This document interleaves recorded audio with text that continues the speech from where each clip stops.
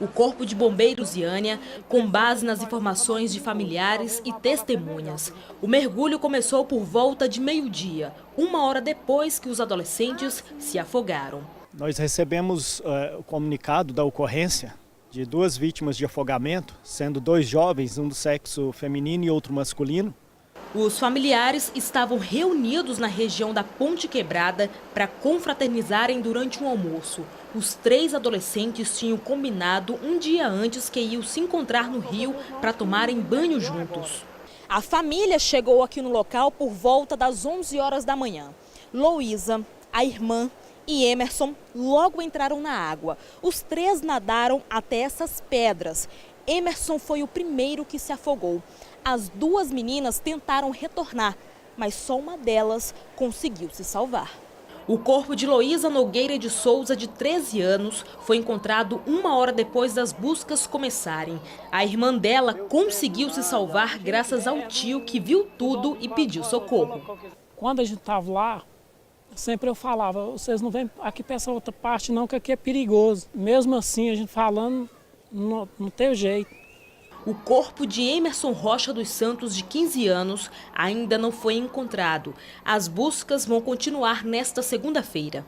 Nós estamos fazendo a busca, mas tem bastante correnteza, pedra, galhada e profundidade.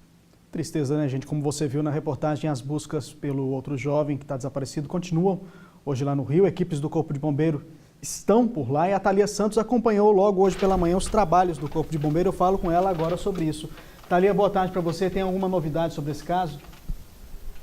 Tem novidade sim, Anderson. Boa tarde para você, boa tarde a todos. O corpo de Emerson Rocha dos Santos, de 15 anos, foi encontrado cerca de 1 hora depois do início das buscas hoje de manhã. Ele estava a cerca de 150 metros do local onde os adolescentes se afogaram e a pelo menos 6 metros de profundidade. Segundo os mergulhadores do Corpo de Bombeiros, o corpo estava preso a algumas pedras no fundo do rio e por isso as equipes ontem tiveram dificuldades na parte da tarde de encontrar o corpo. Eu conversei com alguns desses mergulhadores que disseram que aquele trecho ali do rio, ele é considerado muito perigoso e não é apropriado para banho por causa das fortes correntezas e também por conta da profundidade. Em alguns pontos, essa profundidade chega a ter até 10 metros. Agora, nesse momento, parentes e amigos da vítima estão lá no local esperando pela remoção do corpo, que vai ser levado para o IML de Formosa. Eu conversei também com algumas dessas pessoas que estavam lá no local ontem, que reclamaram da falta de um aviso, de uma placa dizendo que o local é perigoso. Anderson. A gente sabe, todo mundo fica procurando alguma forma de se refrescar, né? Mas em rio tem que tomar, rio, piscina, tem que tomar muito cuidado. Thalia, obrigado, viu, por suas informações. Bom trabalho para você. A gente muda de assunto agora para falar sobre um grave acidente que aconteceu em Formosa, na estrada que liga a cidade ao Parque Nacional do Itiquira. Esse acidente foi no final de semana. Segundo o Corpo de Bombeiros, o motorista desse carro perdeu o controle do veículo e acabou capotando. Dentro do carro estavam 8 pessoas, entre elas 5 crianças e 3 adultos. Uma mulher de 27 anos foi arremessada para fora do veículo no momento do acidente. Ela não resistiu aos ferimentos e morreu ainda no local. Os outros passageiros foram socorridos e encaminhados ao hospital de Formosa. Ninguém corre risco de morte. E a violência continua assustando os moradores e comerciantes aqui da região. Uma tentativa de assalto hoje pela manhã acabou na morte do assaltante. De acordo com a polícia, um homem que ainda não foi identificado foi morto no momento em que tentava assaltar uma tabacaria que fica no centro de Lusiânia. A polícia disse também que o proprietário do estabelecimento reagiu ao assalto e atirou contra o suspeito, que morreu na hora. O comerciante já se apresentou na delegacia e alegou legítima defesa. A gente segue falando de violência, é que um passageiro de um ônibus interestadual os passageiros, na verdade, levaram um susto durante a madrugada de hoje. Bandidos tentaram assaltar o veículo que fazia a linha São Paulo-Brasília.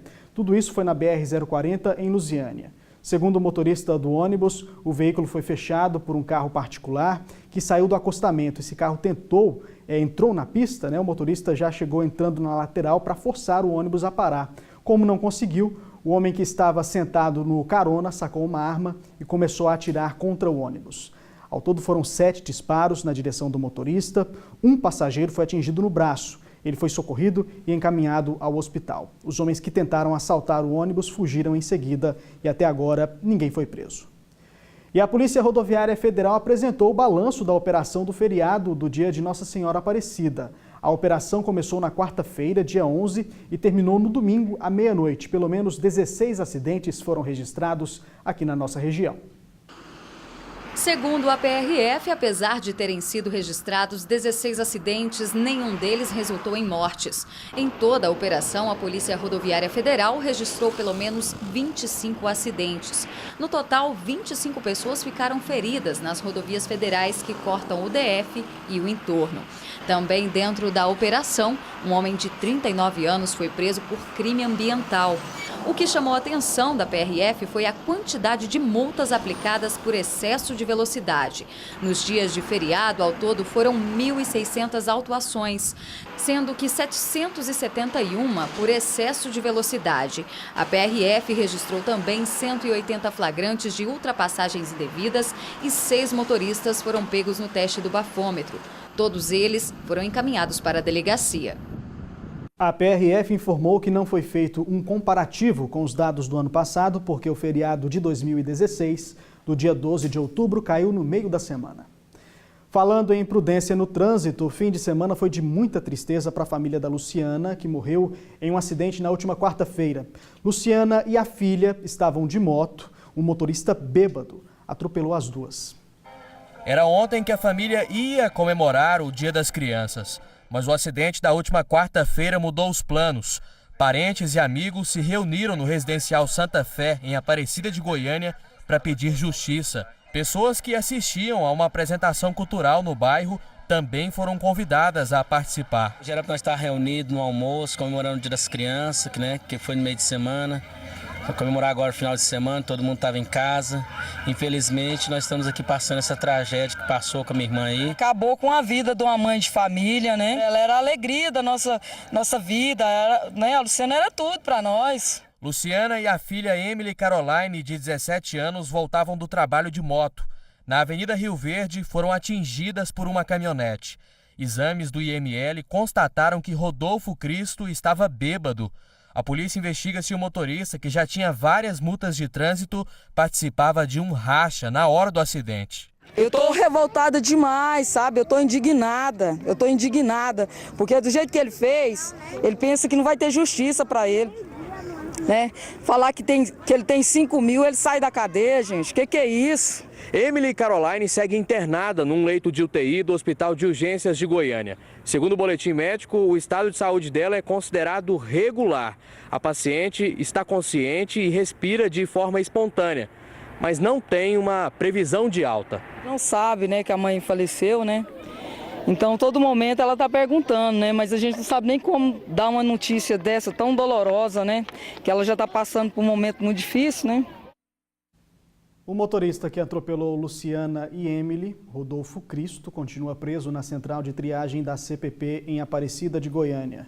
Hoje acontece uma audiência de custódia em que um juiz vai definir se o motorista pode ou não responder pelo crime em liberdade. Agora a gente fala sobre o abono do PIS/PASEP, aqui na próxima quinta-feira.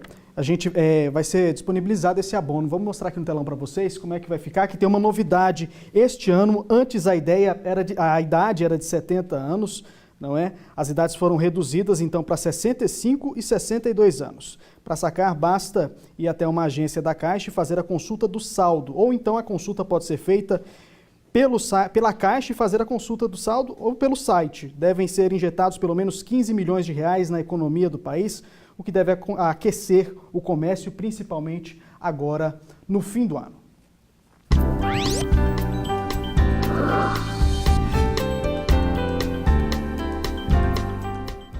Hoje nós vamos contar a história da dona Lúcia. Nesse momento ela precisa muito de qualquer tipo de doação, os armários estão vazios. A vida da família começou a se complicar depois que eles perderam o emprego. Te convido agora para conhecer a história dessa mulher batalhadora e te pedir. Vamos ajudar? A dona Lúcia, o marido e a neta saíram do aluguel há 2 anos. Hoje moram numa casa que a Prefeitura de Lusiânia contemplou a família no bairro Jardim São Paulo. Apesar da casa própria, eles enfrentam muitas dificuldades. Os armários e a geladeira estão praticamente vazios. Para comer, eles dependem da ajuda de vizinhos. As necessidades vieram depois que o casal perdeu o emprego. Seu Hernani tem vários problemas de saúde e mal consegue ficar em pé por muito tempo. Dona Lúcia tem 52 anos e ainda tem muita disposição para trabalhar. O problema é que não surge oportunidade. As contas de água da casa da família estão atrasadas. Os remédios do seu Hernani também estão acabando. A família já não sabe mais o que fazer para mudar de vida e pede ajuda para Dona Lúcia conseguir um emprego.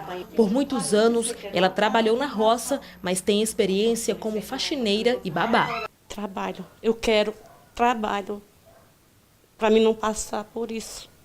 Olha só, para ajudar essa família, você pode ligar para a nossa produção pelo 3622-1600, que a gente passa o contato deles para vocês.